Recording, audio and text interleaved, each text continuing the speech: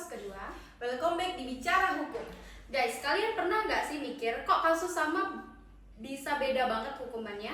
Atau sidang yang berlangsung selama sampai berbulan-bulan rasanya nggak kunjung selesai? Nah, makanya hari ini kita kupas tuntas tempat kendala utama sistem peradilan di Indonesia.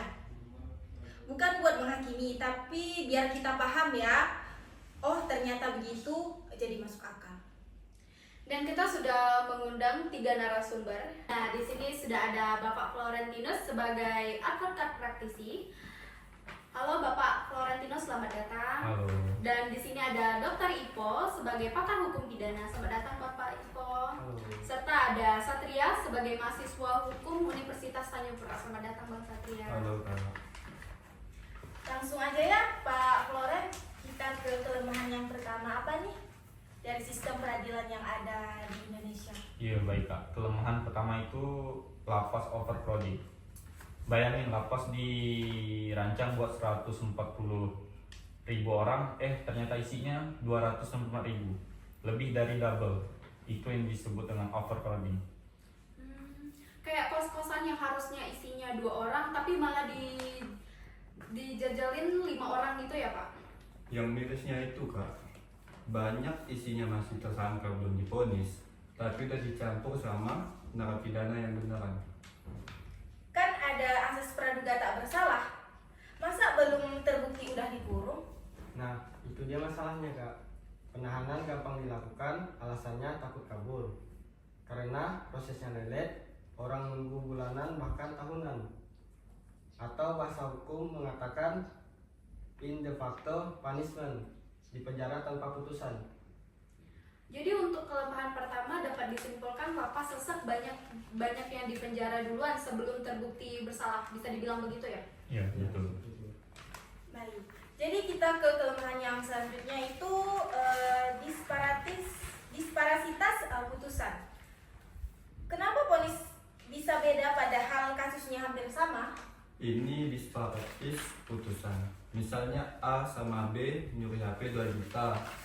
Si A hanya kena 6 bulan dan si B kena 2 tahun. Kok bisa Pak? Begitu. Ya, karena kita belum punya pedoman lengkap buat hakim.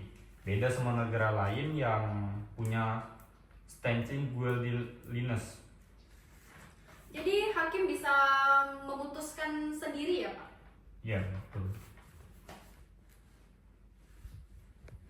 Benar Kak, KUHP cuma bilang maksimal 5 tahun. Berapa persisnya diserahkan kepada hakim. Namanya diskresi, tanpa pedoman yang jelas, standar tiap hakim beda-beda. Oh, jadi dapat saya simpulkan ya, kelemahan ini adalah putusan nggak konsisten karena belum ada aturan detailnya ya? Betul Pak. Nah, untuk kelemahan ketiga, ada akses bantuan hukum terbatas. Kalau misalnya orang butuh pengacara tapi nggak mampu bayar, kayak kurang biaya, itu bagaimana ya solusinya Pak? Di sini ada 3 tantangan besar. Saya akan jelaskan. Yang pertama itu kantor advokat kebanyakan di kota. Kalau di desa mesti butuh perjalanan jauh. Nah, yang kedua tuh anggaran bantuan gratis masih terbatas. Saya izin lanjut ya Pak. Baik. Yang ketiga itu banyak masyarakat nggak tahu haknya, nggak tahu bisa didampingi lawyer sejak interogasi, atau bisa ajuin pra peradilan kalau penahanannya nggak sah. Nah benar tuh Bang. Pernah ada tersangka tanda tangan BAP tanpa baca. Padahal dokumen itu bisa jadi senjata makan tuan di sidang nanti. Oh baik, jadi dapat saya simpulkan kelemahan ini adalah akses bantuan hukum belum merata, khususnya bagi mereka yang kurang mampu ya. Betul Kak. Terus kita ke kelemahan yang selanjutnya itu prosesnya lambat. Proses peradilan yang lelet banget ya Pak? Benar Kak, keadilan yang lelet sama saja ditolak. Rata-rata kasus 6 bulan, setahun, bahkan bertahun-tahun. Ada bahasa hukumnya mengatakan justice delayed is justice denied. Saya izin lanjut ya Pak. Dan juga perkara itu numpuk banyak. Hakim sama jaksa itu terbatas. Belum lagi sidang sering ditunda dikarenakan saksi berhalangan hadir atau banyak hal juga kayak berkas yang berkurang. Efeknya Pak, tersangka hidup dalam ketidakpastian, korban nggak dapat keadilan cepat, pelaku nggak langsung kena efek jerah. Semua rugi Pak. Jadi untuk kelemahan yang keempat dapat disimpulkan proses lambat bikin keadilan jadi hambar, bisa dibilang seperti itu ya Pak? Betul Pak. Baik, 4 kelemahan sistem peradilan yang ada di Indonesia ini sudah kita bahas ya. Pasti ada jalan keluarnya kan Pak? Pasti. Nah, untuk yang pertama itu perlu adanya perluasan restoratif justice. Enggak semua kasus mesti berakhir di penjara.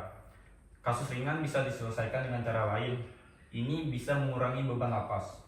Izin saya lanjut ya Pak. Ya. Dan yang kedua Kak, bikin pedoman pemindanaan yang jelas biar putusan itu konsisten. Yang ketiga, menekan akses bantuan hukum dan edukasi sampai ke pelosok desa. Dan semua orang berhak tahu atas haknya tersebut. Izin saya lanjut Pak ya. Keempat, digitalisasi litigation database terintegrasi biar cepat, transparan, gampang diakses.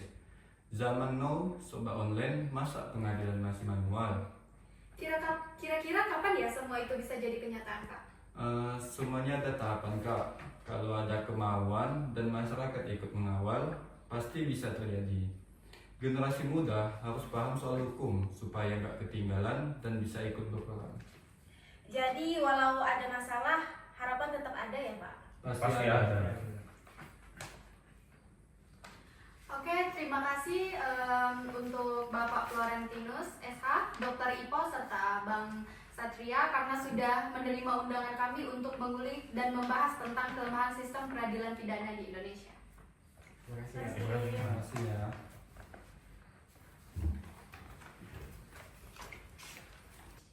Buat kalian yang nonton, tetap belajar soal hukum ya. Karena paham hukum itu melindungi diri sendiri dan orang tersayang. See you semuanya.